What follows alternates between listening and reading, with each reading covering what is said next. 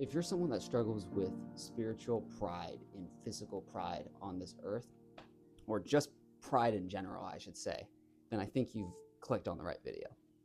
So, just to go through my experience with this, we're going to look at something that happened today. Okay. Me and my brother going to Buffalo Wild Wings. Honestly, Buffalo Wild Wings isn't better than the Buffalo Wing Factory. If you're from Virginia, you know. But Buffalo Wild Wings, that's where we go.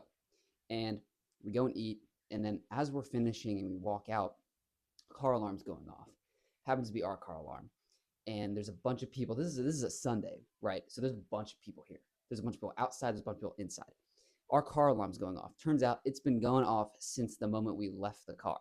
So that was about an hour. And as we're walking out, there's these people, and they start cursing us out and yelling at us to turn off our car alarm and to not put it in our pocket. Well, turns out the car keys were broken. It wasn't our fault. The car keys were just broken. No one touched the button. No one sat on it. They were just broken. And so for the next 2 hours after I got back, I was trying to figure out, how do I get the car to stop beeping? And I spent all that time trying to figure that out. But the key I want to hone in on here is, when I was being cursed out, my spiritual pride told me to go curse back. My spiritual pride told me I should go show them what's up, to make them understand not to mess with us or not to speak to us that way. And as I left, I was just going back through all these things that I should have said, could have said, but God was really telling me, like, hey, you really don't have to respond that way. I kept saying, oh, I should have said this, I should have said that, but I really felt it in my spirit saying, you should have just said nothing and left. Period. That's it. You didn't have to entertain it. You didn't have to be right. Because sometimes, as being a human, we like to be right about everything. And I wanted to be right. So I was going back through every little thing that I could have done better, or could have done to prove myself right, or tell that guy to calm down or whatever.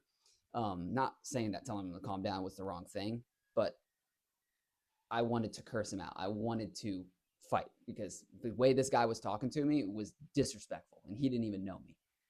And he made a whole big scene out of it. So I was just playing this back in my mind as I was driving home, and I got back home. And then God really told me, he was like,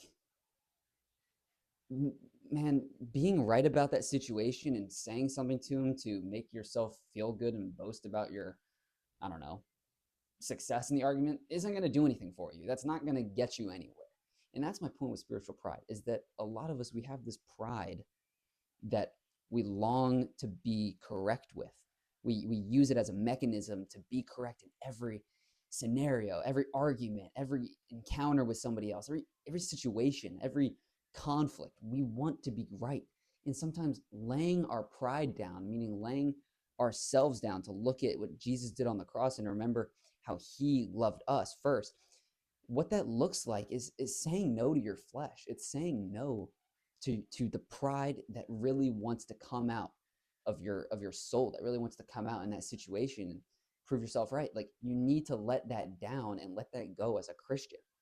Okay, that's something that's so important. Okay, I lose track of it all the time. I'm like, I don't monitor my pride enough, even though it's such a big problem in my life. And this just reminded me that I need to get that a hold of.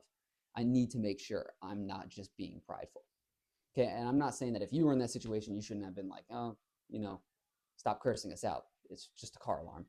I'm not saying that that's wrong. But what I wanted to do was way worse than that. I wanted to curse him out. I want to show this guy what's up. But no, that's not going to do anything. It's not going to prove anything. All it's going to do is show that I'm immature and I can't handle heated moments. All right. So, moral of the story is, let your pride die. Let it die. Don't feed into it, and don't let others feed it. Okay? So when it comes your way, remember what Jesus did on the cross. Remember how everybody deserves grace, and acknowledge it. Okay? Love you guys. See ya.